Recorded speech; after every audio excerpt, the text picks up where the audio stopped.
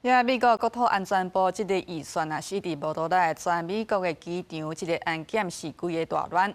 美國總統川普拜五下晡有簽行政命令，是跳過國會來動用去年稅收法案的資金，要求國土安全部是隨發薪水，予5萬個運輸安全管理局的員工。雖然講參議院有通過一項無包含移民執法局的撥款法案，不過是去予眾議院共和黨的人來批評講哦，這是一個笑話來好管。機場排班等待安檢的人，美國國土安全部預算強求無解決，造成全美國機場安檢陷入空前的混亂。美國總統川普佇社群媒體發文，指責民主黨領袖施密為要保護非法移民，無受到劫持國土安全預算。川普強調，因為民主黨製造國家危機，伊需要簽署一項行政命令發放薪水，來結束機場的混亂。不過民主黨連夜反抗，川普手頭一直有錢，刷調工予安檢人員無薪水工作。This whole crisis, which everybody thought was caused by the fact that we didn't vote the money, was in fact caused by the president refusing to spend money he had and had the authority to spend on this.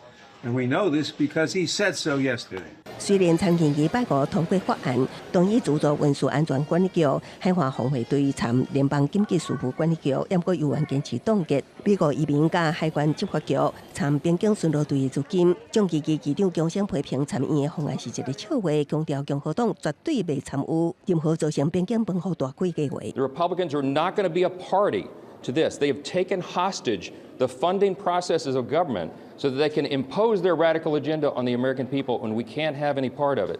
This gambit that was done last night is a joke.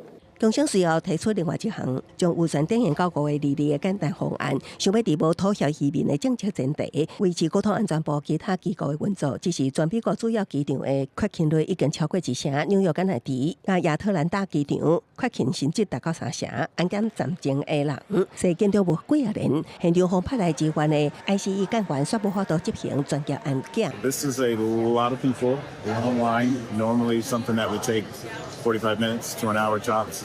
It's taking 3-4 hours, so it's a lot of time that I can't work or do other things that I would normally do. So it creates a little frustration. 雖然川普的行政命令暫時解決薪水的問題，不過只要移民政策根本已經無解決，機場預算強求加機場之亂恐驚隨時也會發生。公視新聞台為您國機場編譯。